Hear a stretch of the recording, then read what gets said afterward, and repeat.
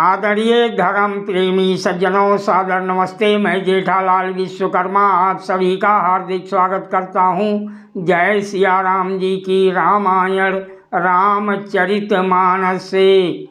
देवी पूज्य पद कमल तुम्हारे, सुर नर मुनि सब हूँ वहीं सुखारे। मंगलमय मंदिर सब केरे, चित्रित जनु रतिनाथ चितेरे। पुर नर नारी सुभग सुचि संता, धर्मशील ज्ञानी गुणवंता। सबके घर मंगलमय है और उन पर चित्र कढ़े हुए हैं, जिन्हें मानो कामदेव रूपी चित्रकार ने अंकित किया है। नगर के सभी स्त्री पुरुष सुंदर पवित्र साधु स्वभाव वाले धर्मात्मा ज्ञानी और गुणवान हैं। अति अनूप जहाँ जनक निवासु, बिथ कहीं विविध विलोक विलासु। हुअत चकित चित कोट विलोकी, सकल भुवन शोभा जनुरोकी।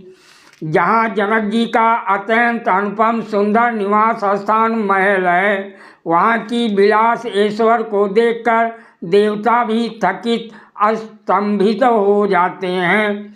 मनुष्यों की तो बात ही क्या, कोट अर्थात राजमहल के परकोटे को देखकर चित्त चकित हो जाता है। ऐसा मालूम होता है कि मानो उसने समस्त लोकों की शोभा को रोक अर्थात घेर रखा है।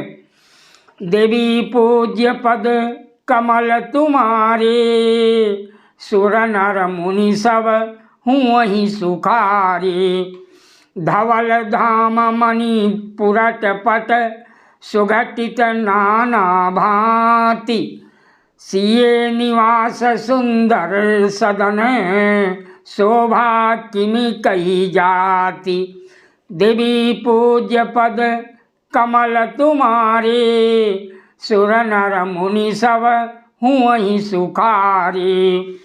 उज्जवल महलों में अनेक प्रकार के सुंदर रीति से बने हुए मणि जटित सोने की जरी के पर्दे लगे हैं। सीता जी के रहने के सुंदर महल की शोभा का वर्णन किया ही कैसे जा सकता है।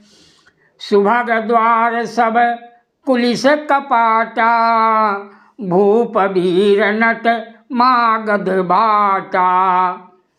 बनी विशाल बाजी गजशाला, है गए रथ संकुल सब काला।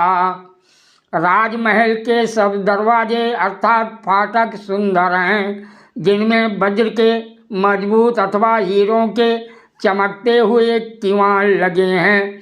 वहाँ मातहत अर्थात राजाओं, नटों, मगधों और भाटों की बड़ी भीड़ लगी रहती है। घोड़ों और हाथियों के लिए बहुत बड़ी बड़ी घोड़शालाएं और गजशालाएं, पील खाने बनी हुई हैं, जो सब समय घोड़े, हाथी और रथों से भरी रहती हैं। सूर सचिव सेनप बहु तेरे, निर्भगिरी सरिस सदन सब केरे। पुर बाहिर सर सरित समीपा, उतरे जहाँ तहाँ विपुल महीपा। बहुत से सूरवीर मंत्री और सेनापति हैं, उन सबके घर भी राजमहल सरीखे ही हैं। नगर के बाहर तालाब और नदी के निकट जहाँ तहाँ बहुत से राजा लोग उतरे हुए अर्थात डेरा डाले हुए हैं। दियखि अनूप एक राई, सब सुपास सब भांति सुहाई। कौशिक कहो मोर मनुमाना, यहाँ राई रघुवीर सुजाना। वहीं आमों का एक अनुपम बाग देखकर जहाँ सब प्रकार के सुविते थे और जो सब तरह से सुहावना था, महर्षि विश्वामित्र जी ने कहा, हे सुजान रघुवीर, मेरा मन कहता है कि यहीं रहा जाए। भला ही नाथ कही कृपा निकेता, उतरे तहाँ मुनि वृंद समेता। विश्वामित्र महामुनि आए, समाचार मिथिलापति पाए। कृपा के धाम श्री रामचंद्र जी बहुत अच्छा है स्वामी कहकर वहीं मुनियों के समूह के साथ ठहर गए। मिथिलापति जनक जी ने जब ये समाचार पाया कि महामुनि विश्वामित्र जी आए हैं, देवी पूज्य पद कमल तुम्हारे, सुर नर मुनि सब हूँ वहीं सुखारे। संग सचिव सुचि भूरि भट, भूसर बर गुर ज्ञाति, चले मिलन मुनि नाय कहीं, मुदित राव यही भांति। देवी पूज्य पद कमल तुम्हारे, सुर नर मुनि सब हूँ वहीं सुखारे। तब उन्होंने पवित्र हृदय के ईमानदार स्वामी भक्ति मंत्री बहुत से योद्धा श्रेष्ठ ब्राह्मण गुरु सतानंद जी और अपनी जाति के श्रेष्ठ लोगों को साथ लिया और इस प्रकार प्रसन्नता के साथ राजा मुनियों के स्वामी महर्षि विश्वामित्र जी से मिलने चले।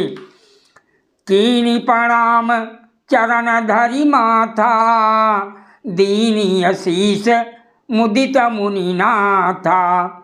विप्र वृंद सब सादर बंदे, जान भागी बड़ राउ आनंदे। राजा ने महर्षि मुनि के चरणों पर मस्तक रखकर प्रणाम किया। मुनियों के स्वामी महर्षि विश्वामित्र जी ने प्रसन्न होकर आशीर्वाद दिया। फिर सारी ब्राह्मण मंडली को आदर सहित प्रणाम किया और अपना बड़ा भाग्य जानकर राजा आनंदित हुए। कुशल प्रश्न कही बारही बारा, विश्वामित्र नृपहि बैठारा। त्यही अवसर आए दो भाई, गए रहे देखन फुलवाई। बार बार कुशल प्रश्न करके विश्वामित्र जी ने राजा जनक जी को बैठाया।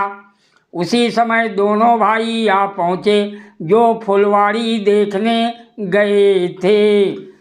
श्याम गौर मृदु बयस किशोरा, लोचन सुखद विश्वचित चोरा। उठे सकल जब रघुपति आए, विश्वामित्र निकट बैठाए। सुकुमार किशोर अवस्था वाले श्याम और गौर वर्ण के दोनों कुमार नेत्रों को सुख देने वाले और सारे विश्व के चित्त को चुराने वाले हैं।